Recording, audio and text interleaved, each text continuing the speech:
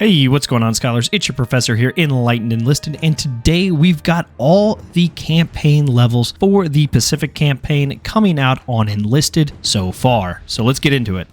Alright, so starting off at level 1 for the Japanese, you're going to have access to the Arisaka Type 38 carbine, the Type 38 rifle, the Tasi, which is an SPAA track tank. It's very well armored, and it's got that 20mm auto cannon. You're also going to have access to the Type 97 sniper rifle. And for the Americans at level 1, you're going to have the M1303 Springfield, then you're going to have the 1903A1 USMC Springfield, then again another 1903A3 Springfield sniper rifle, and then finally, to wrap it up, you're going to have the M13 Half Track, which that is the 450 cal machine gun SPAA version. Now, level 1 looks pretty balanced to me, although I am really concerned about for the infantry because the Tasi with that 20mm autocannon and the M13 Half Track, I think those guys are just going to shred infantry, and we're not going to see them actually going after aircraft. So hopefully they have made it where it's going to be very hard for them to get the gun depression down in order to engage infantry, but we'll have to wait and see for that. Now, for level 2, you're going to get the S1-100. Now, that is the MP34 for all you German fans out there, and that is the SMG that we already actually have in game. We also have the M50 Riesling, which is also in the game in the campaign of Normandy for the Americans. Moving on to level 3, you're going to have the Type 1 rifle. Now, I'm not 100% sure on this, and I think it's actually a typo on their part, but I think it's supposed to be the Type I rifle, which is the Carcano knockoff for the Japanese. Otherwise, it's going to be the actual Type 1 rifle, which is just a KR98 version. For the Americans, you're going to get the Lee Enfield P14, which is basically a Ross rifle redone. And personally, I think this is a mistake. They kind of missed the ball here. I think they should have gone with the Lee Enfield Jungle Carbine version because we already kind of have the Ross rifle in the Normandy campaign. Now at level 4, you're going to have access to your first set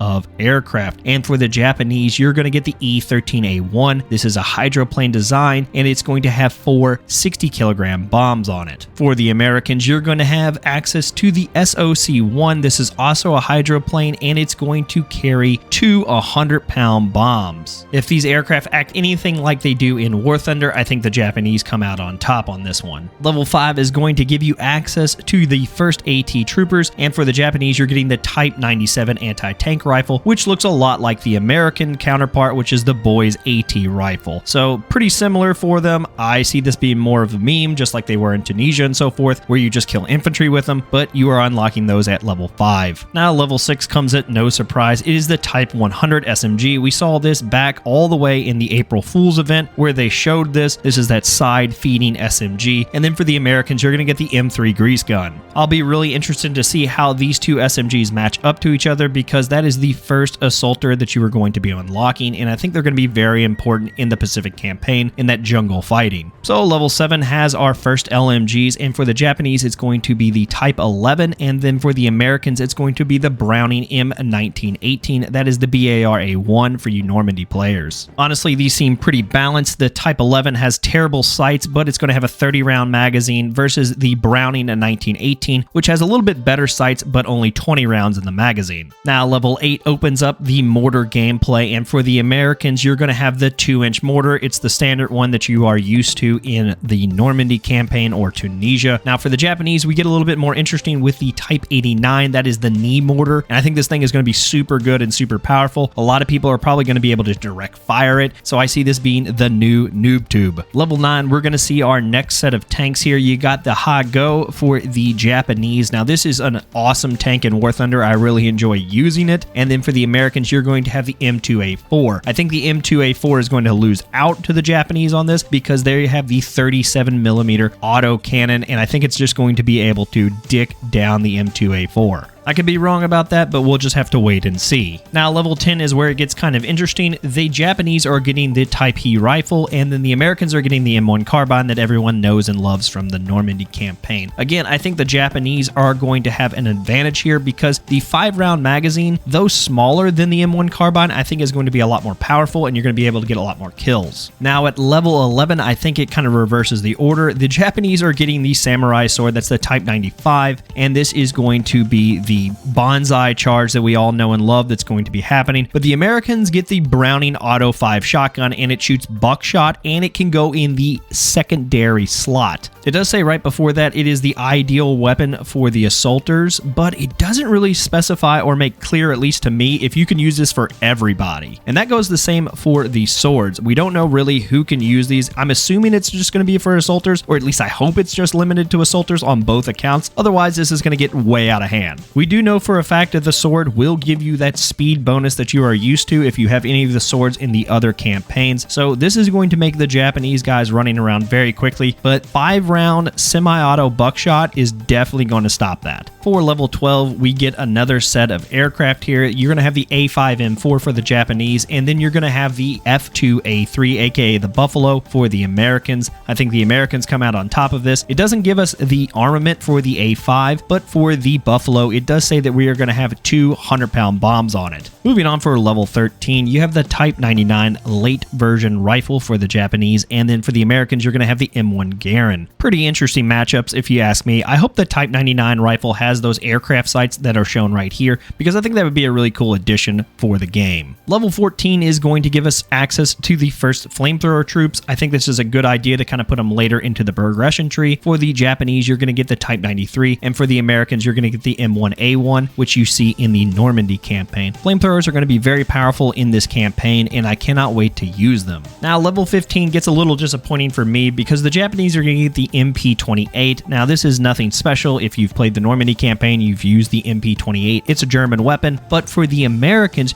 you're going to get the Owen Mark 142. Now, this was pretty much used mostly by Australian forces. It's a very interesting looking weapon, and I think it's going to be a very good weapon to use. All right, level 16 is where we get into the hardcore CAS. For the Japanese, you're going to get the D3A1, and for the Americans, you're going to get the SBD3. Now, it doesn't give us any kind of idea of the armaments, but I'm going to assume that the SBD3 is going to get the same armament that it had in Tunisia. Between the two aircraft, I think it's going to be pretty balanced. The SBD3 can take a lot of shots, and the D3A1 is pretty maneuverable in War Thunder. Moving on to level 18, you're going to have another set of sniper rifles. For the Japanese, you're going to get the Type 99, and for the Americans, you're going to get another 1903, this one going to be the A4. I think both of these are going to suck because their reticles are going to be very hard to use. The Type 99 has terrible sights, and the A4 is not much better. Also, it's the Pacific campaign. No one is going to be using sniper rifles. Level 19, we are going to get another set of aircraft, and now it's going to be the A6M2, aka the Zero, and then for the Americans, you're going to get the P400. The balancing idea is between maneuverability and then firepower for the American side. I think that the P400 comes out on top because of the way Enlisted plays within the air, but having a Zero to be able to zoom around and maneuver is going to make dogfighting very interesting. So level 20, we're going to get some more LMGs, and this one is kind of unbalanced if you ask me. If I'm correct, the Type 97 LMG is the one that goes on tanks. It's considered a heavy machine gun. Now for the Americans, you're just going to get the BAR-A2. It's all going to come down to maneuverability and your play style. If you're going to ask me which one I would rather use, I'm going to go with the BAR-A2 because it's my favorite gun in Enlisted currently. Level 22 also brings some interesting choices. For the Japanese, you're going to get the Type Otzi rifle. Now that is the ZH-29 carbon copy for the Japanese. And then for the Americans, you're going to get the Johnson 1941. Now if you played the Normandy campaign, again, you've used this. It's a great weapon. I really enjoy it. And I think the game is doing a good job of balancing it out at level 22. Now level 23, we are going to see another set of tanks. And for the Japanese, they are getting the Kini.